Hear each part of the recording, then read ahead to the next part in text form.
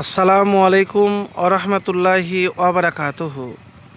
প্রিয় ভাই, দারিদ্রতার কবর রচিত হবে। রোজা রেখে ইফতারের সময় এই তিনটি দোয়া মিস করবেন না। ইফতার এর সময় এই তিনটি দোয়া এবং আমলের কথা বলবো। প্রিয় ভাই, আমি যে আমলের কথা বলবো একবার করে দেখুন। রোজাদারের জন্য ইফতারের আগ মুহূর্ত পর্যন্ত যে কোনো সময় দোয়া কবুল হওয়ার গুরুত্বপূর্ণ সময়। বিশেষ করে ইফতারের পূর্ব মুহূর্তে মানুষ ক্ষুধা, পিপাসা, কাতর ও শ্রান্ত থাকে। তাই সে সময় দোয়া কবুলের সম্ভাবনা আরও বেশি। কারণ এ ধরনের দুর্বল ও কষ্টকর অবস্থায় দোয়া করা হলে তা কবুলের সম্ভাবনা বেশি থাকে। এ বিষয়ে একটি হাদিস রয়েছে, ইফতারের সময় রোজাদারের জন্য এমন একটি দোয়া রয়েছে যা ফিরিয়ে দেওয়া হয় না। ইবনে মাজা, হাকিম। তো প্রিয় ভাই, আমি এতটুকুন আপনাকে বলবো যে আপনি দোয়া মিস করবেন না।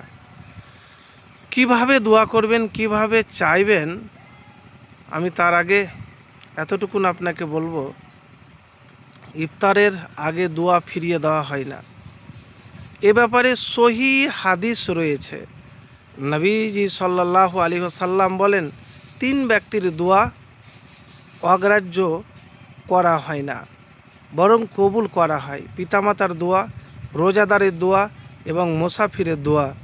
বাইহাকি এবং 345 সিলসিলাতুস সহিহা, আলবানি 1797 নম্বর হাদিস।